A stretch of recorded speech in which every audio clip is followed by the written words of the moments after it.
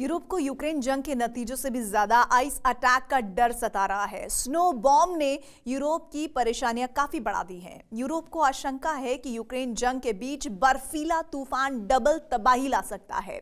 War के दौरान Europe की एनर्जी और गैस सप्लाई भी ठप हो चुकी है। ऐसे में यूरोप बर्फीले तूफान का सामना कैसे कर पाएगा? एक तरफ अमेरिका खुद भीषण आपदा का सामना कर रहा है, तो दूसरी तरफ रूस ने भी यूरोप को गैस और एनर्जी सप्लाई में कटौती कर दी है। ऐसे में यूरोप के सामने कोई रास्ता नहीं दिख रहा। तो क्या आइस अटैक से यूरोप में युद्ध से भी बड़ी आपदा आने वाली है? देखिए हमारी अगली स्पेशल रिपोर्ट।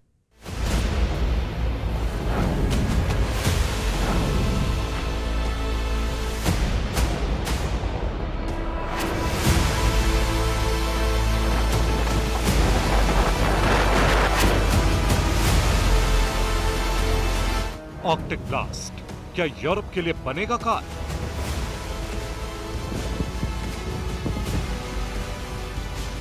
क्या यूरोप के लिए एटम से भी खतरनाक होगा आर्कटिक ब्लास्ट? आर्कटिक बम से सुपर पावर की हालत खराब, एनर्जी के लिए यूरोप बेहाल।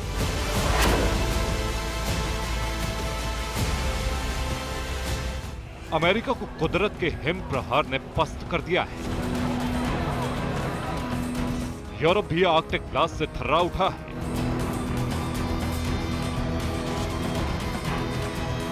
अमेरिका तो फिर भी खुद को बचा लेगा, लेकिन यूरोप का हाल क्या होगा? क्या यूरोप आर्कटिक बम के प्रहार से खुद को बचा पाएगा?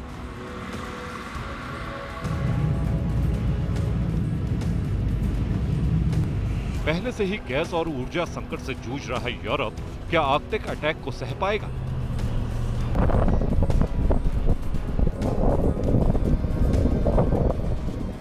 यूरोप के लिए आर्कटिक ब्लास्ट इस बार सबसे ज्यादा खतरनाक क्यों बन गया है? साइक्लोन बम फटने के बाद यूरोप के लिए चुनौतियां क्यों बढ़ गई हैं? इसका जवाब समझने के लिए पहले हमें थोड़ी देर के लिए यूक्रेन और रूस की उस युद्ध भूमि की तरफ रुख करना पड़ेगा,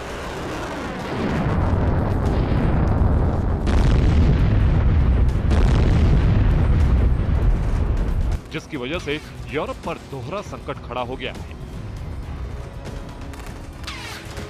एक तरफ रूस और यूक्रेन के बीच फरवरी से जारी युद्ध, तो दूसरी तरफ सफेद आफत ने पूरे यूरोप को तबाही के मुंह में धकेल दिया है।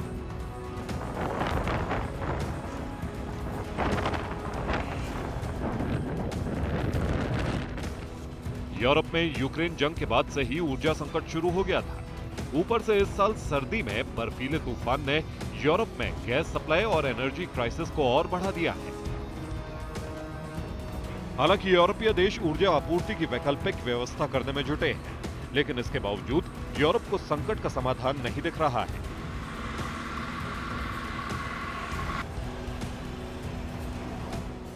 दरअसल यूरोप गैस आपूर्ति के लिए पूरी तरह से अमेरिका पर निर्भर है, जबकि अमेरिका खुद बर्फीले तूफान के प्रलंबकारी संकट का सामना कर रहा है।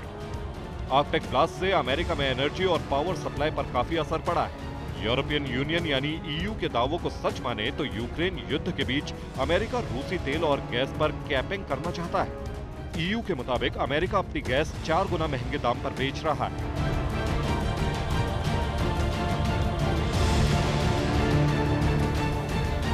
जबकि यूरोपियन यूनियन का मानना है कि इस मुश्किल दौर में अमेरिका को यूरोपीय देशों को रियायती दर पर गैस मुहैया करानी चाहिए।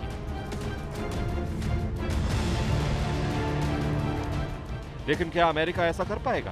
क्योंकि अमेरिका इस वक्त खुद एक भीषण प्राकृतिक आपदा से जूझ रहा है। उधर यूरोपीय संघ की दलील है कि अमेरिका ईयू का सहयोगी होने के बाद भी उसकी मजबूरी का फायदा उठाता है। अमेरिका यूरोपीय देशों को हथियार और गैस बेचकर खूब मुनाफा कमाता है। यूरोपियन यूनियन के मुताबिक यूक्रेन जंग शुरू होने के बाद पिछले 10 महीनों में अमेरिका ने ईयू से यूक्रेन के लिए हथियार और पैसे मांगने के अलावा किसी भी दूसरे मसले पर बात नहीं की। जबकि यूरोप गंभीर ऊर्जा संकट से जूझ रहा है। उधर यूक्रेन पर हमले के बाद रूस पर अमेरिका के लगाए गए आर्थिक प्रतिबंधों की वजह से भी यूरोप अधर में फंस गया है। प्रतिबंधों के बाद रूस ने यूरोप को गैस और एनर्जी सप्लाई में भी कटौती कर दी। एल्यूमिनियम और जिंक की कैपेसिटी ऊर्जा संकट की वजह से ऑफलाइन हो चुकी है। इसके साथ ही एनर्जी संकट की वजह से सिलिकॉन और फेरो एलॉय प्रोडक्शन के मामले में 30% उत्पादन घटा है। आने वाले दिनों में कॉपर और निकेल के उत्पाद पर भी एनर्जी संकट का असर पड़ सकता है। यूरोप में एनर्जी संकट की वजह से स्टील के प्रोडक्शन पर भी असर पड़ा है। यूरोपीय देशों में फर्टिलाइजर के उत्पादन पर असर पड़ने और किल्लत होने का अंदेशा पैदा हो गया है।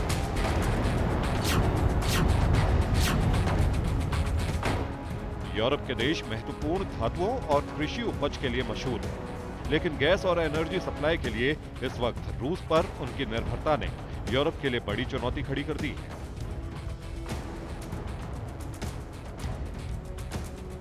यूरोप में बढ़ते ऊर्जा संकट का बड़ा पहलू यह भी है कि पिछले साल भर में यूरोप में गैस के दाम 7 गुना से ज्यादा बढ़ गए हैं। यूरोप की आधी से ज्यादा बिजली गैस से बनती है, इसलिए बिजली के दाम भी तेजी से बढ़े हैं। यूरोपीय संघ के 27 सदस्य देशों में बिजली की बड़ी कटौती संभव है। गैस की खपत में भी लोगों से पहले ही 15% कटौती करने को कहा गया है। ब्रिटेन, जर्मनी, फ्रांस, इटली और स्पेन जैसे देशों में बिजली की खपत में किफायत बरतने को कहा गया है।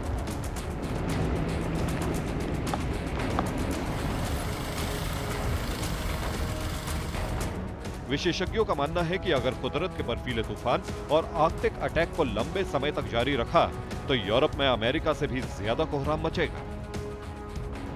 यूरोप को अमेरिका से भी ज्यादा नुकसान पहुंचेगा।